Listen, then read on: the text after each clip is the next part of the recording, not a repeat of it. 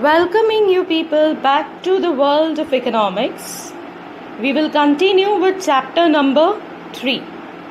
Today's our first topic is origin and development of the concept of money. In that, it is evolution of money. Now students, in olden days, apart from crops and services, even animals were used to sell and get goods and services in return. In this way, animals like horse, cow, and buffalo became the means of exchange. But there were some limitations of it. We all know animals are mortal, they get sick, they die. Therefore, the storage of wealth in the form of animals was not possible. So later on, valuable minerals, stones were used instead of animals, because animals, we all know, had some limitations. So minerals and stones were used instead of it.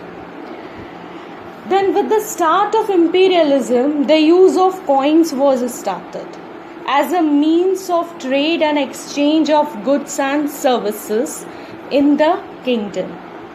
The only limitation over here was that they were used in limited societies and regions. For example, if ex-king has started with the type of coins, they were used only in his own kingdom. They can't be used in any other king's kingdom.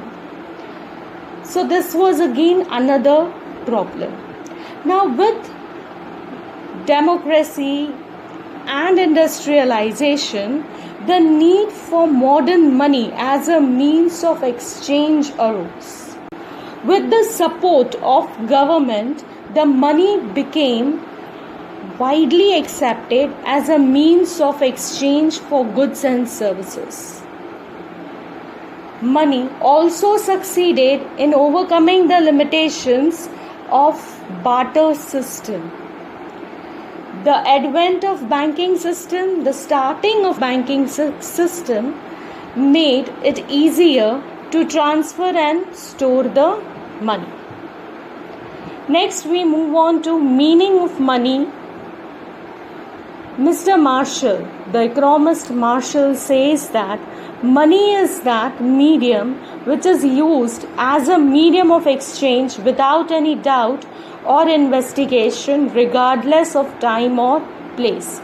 Yes, no special inquiry is required over here. Money, we all know, can be easily exchanged against any goods or services at any place. The other person, economist Robertson, defines money as what is accepted universally in exchange of goods or services, that is accepted by all for goods or services. Next we move on to the functions of money. There are 3 main functions of money. The very first one is money as a medium of exchange. This is most important function of money.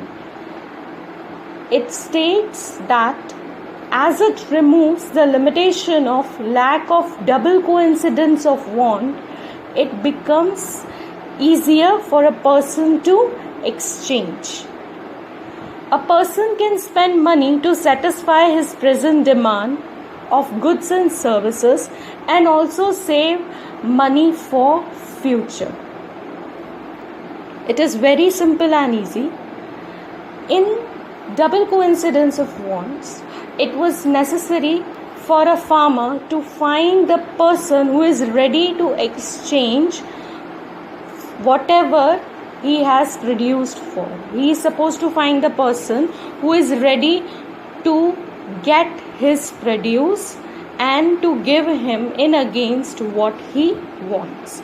But over here, this limitation has been removed as money is universally accepted. Yes, the other part says that we can easily save it for future demands for future goods and services. The next important function over here is money as a store value. Now, goods in earlier days were difficult to store. Animals also, we studied that they are mortal, they die. So long-term savings in animals was also not possible. This made money the most successful means of storage of value in terms of time. We all know it is easy to store money.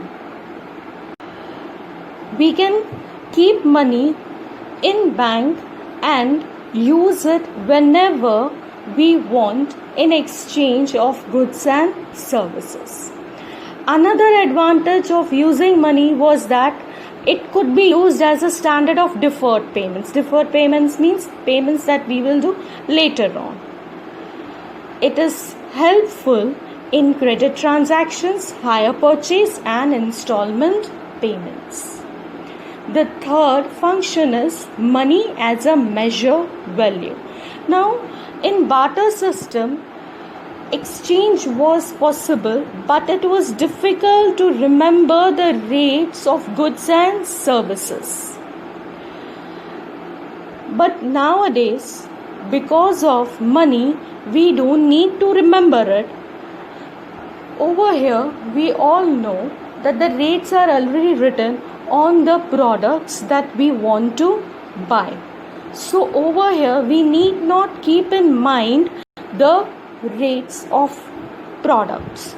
Over here, we can easily make the comparison and make a decision. For example, ghee of X brand is costing me rupees 100 and of Y brand is costing me rupees 120, then it will be helpful to me to make the decision which should I buy and why should I buy. So with the help of money, not even the exchange became easier, not only the store value became easier, but even measuring became easier because there was no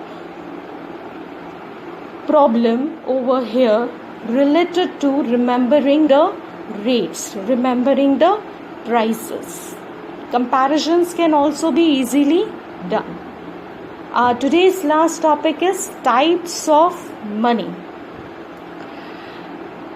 Now, in barter system, we all know animals were used. Then slowly, precious stones were used.